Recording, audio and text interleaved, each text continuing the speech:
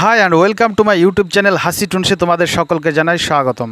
প্রিয় শিক্ষার্থী বন্ধুরা, বাছাই করা 30টি গুরুত্বপূর্ণ জিকে প্রশ্ন নিয়ে আবারও চলে এসেছি নতুন একটি ভিডিও। আর এখানে রয়েছে ইতিহাস, ভূগোল, জীবনবিজ্ঞান, ভৌতবিজ্ঞান, খেলাধুলা, সংবিধান, অর্থনীতি এবং পরিবেশ থেকে গুরুত্বপূর্ণ বাছাই করা সব প্রশ্নের সমাহার নিয়ে। তো আর দেরি কেন, চলো শুরু করি আজকের প্রথম প্রশ্ন।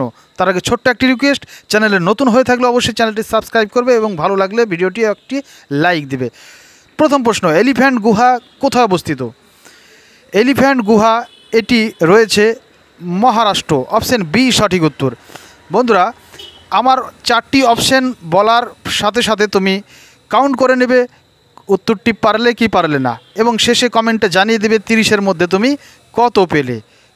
দ্বিতীয় প্রশ্ন, ভিটামিন B6 এর রাসায়নিক নাম কি? Thiamine, niacin, বায়োটিন, pyridoxine. সঠিক উত্তর হয়ে যাবে পাইরোডক্সিন। অপশন ডি সঠিক উত্তর। চলো তাহলে 3 নম্বর প্রশ্নে, সর্পগন্ধা উদ্ভিদ থেকে নিচের কোন উপখাতটি পাওয়া যায়? কুইনাইন, ডাচুরিন, রেসারপিন, মরফিন। সঠিক উত্তর হয়ে যাবে অপশন সি রেসারপিন। চলো পরের প্রশ্নে, 4 নম্বর প্রশ্ন, রবিকীর্তি কার সভাকবি ছিলেন? কনিষ্ক, দ্বিতীয় পুলকেশী, গৌতমীপুত্র সাতকর্ণী, বিক্রমাদিত্য। সঠিক উত্তর কোনটি? সঠিক উত্তর হয়ে যাবে দ্বিতীয় পুলকেশী। অপশন বি সঠিক উত্তর। এই রবিকীর্তির লেখা একটি বিখ্যাত গ্রন্থ রয়েছে, কমেন্টে তোমরা জানাবে তার লেখা গ্রন্থটি কি নাম। চলো পরের প্রশ্নে, 5 নম্বর প্রশ্ন, স্যার টমাস রো ও ক্যাপ্টেন হকিংস কোন মোগল সম্রাটের আমলে ভারতে আসেন? আকবর, জাহাঙ্গীর, হুমায়ুন, শাহজাহান। এক্ষেত্রে সঠিক উত্তর হয়ে যাবে সম্রাট জাহাঙ্গীরের আমলে। চলো তাহলে পরের প্রশ্নে, এশিয়ার বৃহত্তম হ্রদ কোনটি? এশিয়ার বৃহত্তম হ্রদ ডাল হ্রদ, বৈকাল হ্রদ, কাস্পিয়ান সাগর, সম্বর হ্রদ। সঠিক উত্তর হয়ে যাবে কাস্পিয়ান সাগর। যদি বলা হয় গভীরতম হ্রদ, যদি বলা হয় গভীরতম, তবে হবে বৈকাল হ্রদ, আর বৃহত্তম বললে কাস্পিয়ান সাগর। চলো পরের প্রশ্নে, স্বচ্ছ ভারত মিশন এই প্রকল্পটি চালু করেছিল কবে? এক্ষেত্রে সঠিক উত্তর হয়ে যাবে অপশন এ 2014 সালে। চলো পরের প্রশ্নে, ওজোন স্তর কোন বায়ুমণ্ডলের কোন স্তরে রয়েছে? এক্ষেত্রে সঠিক উত্তর হয়ে যাবে ট্রপোস্ফিয়ার, স্ট্র্যাটোস্ফিয়ার, মেসোস্ফিয়ার, থার্মোস্ফিয়ার। কোনটি? কমেন্টে জানাও। সঠিক উত্তর হয়ে যাবে স্ট্র্যাটোস্ফিয়ার। চলো পরের প্রশ্নে, গ্লোবাল ওয়ার্মিং এর জন্য কোন গ্যাসটি দায়ী? বিশ্ব উষ্ণায়ন, সারা বিশ্বে যে তাপমাত্রা উষ্ণতা বেড়েই চলেছে, এটার জন্য দায়ী কোন গ্যাসটি? Nitrogen, carbon dioxide, helium, ozone. সঠিক উত্তর হয়ে যাবে অপশন বি কার্বন ডাইঅক্সাইড। চলো 10 নম্বর প্রশ্নে, অ্যাসিড বৃষ্টি হয় কোন গ্যাসের জন্য? Nitrogen, sulphur dioxide, carbon monoxide, helium. এক্ষেত্রে সঠিক উত্তর হয়ে যাবে সালফার ডাইঅক্সাইড, SO2। এই গ্যাসটি বাতাসের জলীয় বাষ্প এবং অক্সিজেনের সঙ্গে রাসায়নিক বিক্রিয়া করে সালফিউরিক অ্যাসিড তৈরি করে, H2SO4 এই সালফিউরিক অ্যাসিড তৈরি করে। এইটা আবার জলের সঙ্গে মিশে গিয়ে, অর্থাৎ বায়ুমণ্ডলে থেকে জল আকারে, বৃষ্টি আকারে ভূপৃষ্ঠে অ্যাসিড বৃষ্টি রূপে পতিত হয়। চলো পরের প্রশ্নে, বজ্র পদার্থকে সার হিসেবে ব্যবহার করা হয় কোন প্রক্রিয়ার মাধ্যমে? সঠিক উত্তর কোনটি? কম্বাজিশন, কম্পোস্টিং, মিনিং, রিসাইক্লিং। সঠিক উত্তর হয়ে যাবে অপশন বি কম্পোস্টিং। এই প্রক্রিয়াকে বলে কম্পোস্টিং।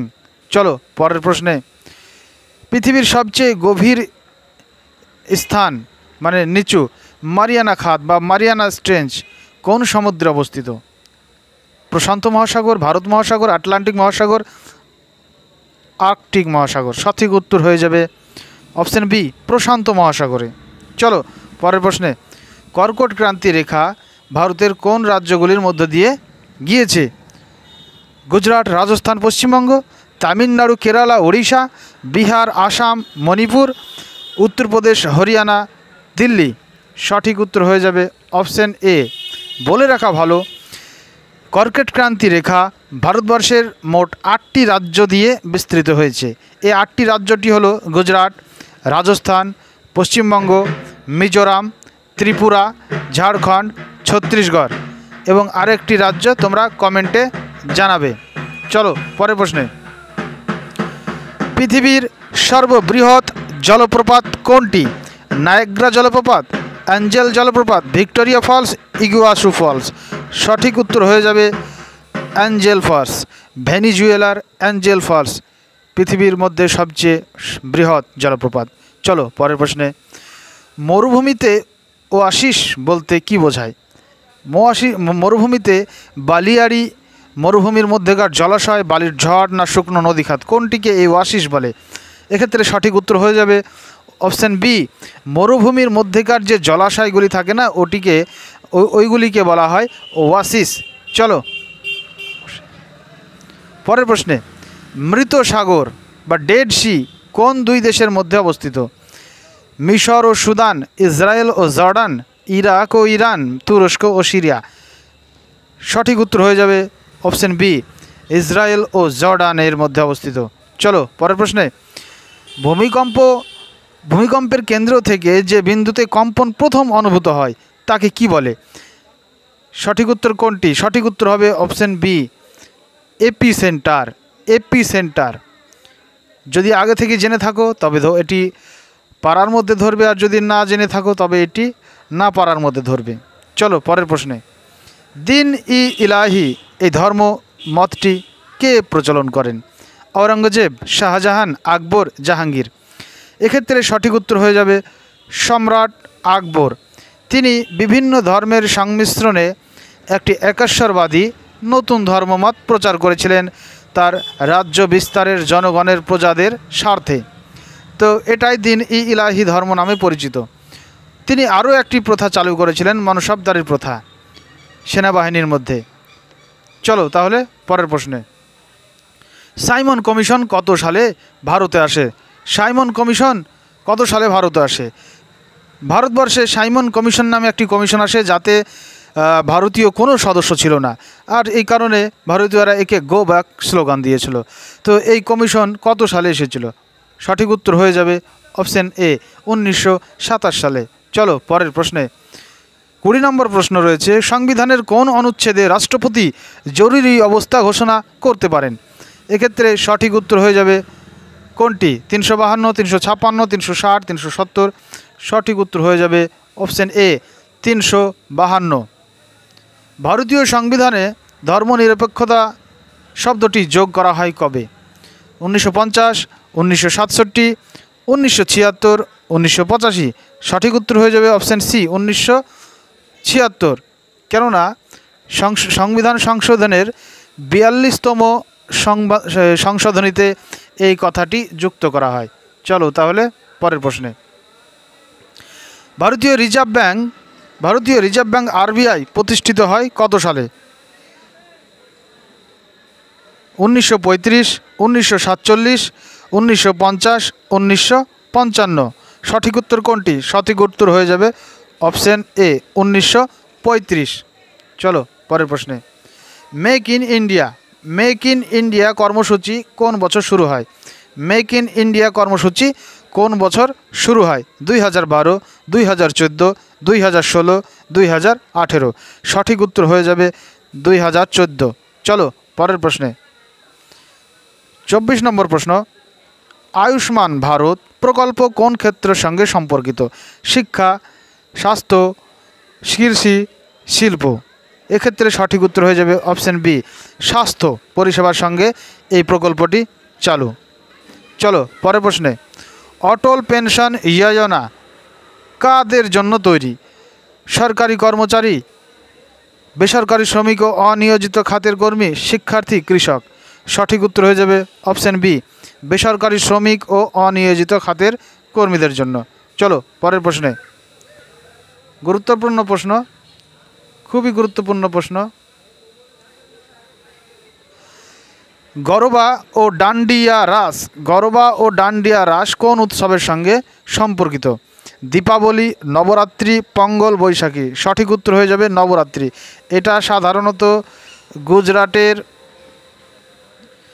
নবরাত্রি উৎসব পালনে এই খেলা দুটি খেলে থাকে, এই উৎসব দুটি। চলো পরের প্রশ্নে। লাভানি নৃত্য কোন রাজ্যের নৃত্যকলা? লাভানি নৃত্যকলাটি পাঞ্জাব, মহারাষ্ট্র, গুজরাট, রাজস্থান। সঠিক উত্তর হয়ে যাবে অপশন বি, মহারাষ্ট্র। সাধারণত এটি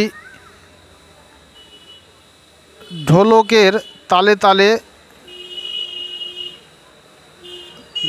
তালে তালে নাচা হয়। খুবই গুরুত্বপূর্ণ এবং খুবই ফেমাস একটি নৃত্যকলা। চলো পরের প্রশ্নে। নিউটনের তৃতীয় সূত্র অনুযায়ী বলের যোগফল শূন্য, প্রতিটি ক্রিয়ার সমান ও বিপরীত প্রতিক্রিয়া রয়েছে, বস্তুর বেগ অপরিবর্তিত থাকে আর শক্তি সংরক্ষিত থাকে। সঠিক উত্তর হয়ে যাবে অপশন বি। এই নিউটনের তৃতীয় সূত্রের ফলে